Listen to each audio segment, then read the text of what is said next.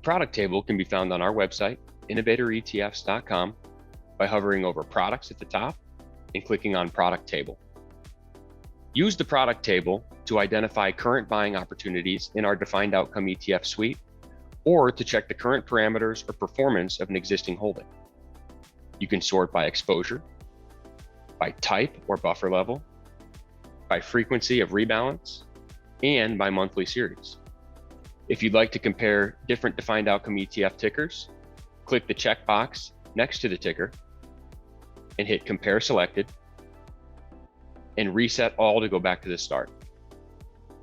From left to right, you have the ticker, the name of the defined outcome ETF, the monthly series, the reference exposure indicating the index that we're tracking, the current fund price, current fund return, current index return, return differential, which represents the difference between the index return and the fund return, the index return to cap, which is the minimum upside performance needed out of the index to achieve the remaining cap in the ETF, remaining cap, which is the maximum upside potential remaining in the ETF through the remainder of the outcome period, remaining buffer is the maximum downside protection remaining in the ETF through the remainder of the outcome period.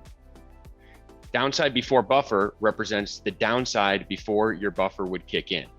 If you're buying the ETF up 2% from where it started its outcome period, then you would be on the hook for the first 2% of losses before your buffer kicked in. Remaining outcome period reflects the amount of days left in the outcome period. Please reach out to your Innovator sales consultant with any questions. The fund's investment objectives, risks, charges, and expenses should be considered carefully before investing.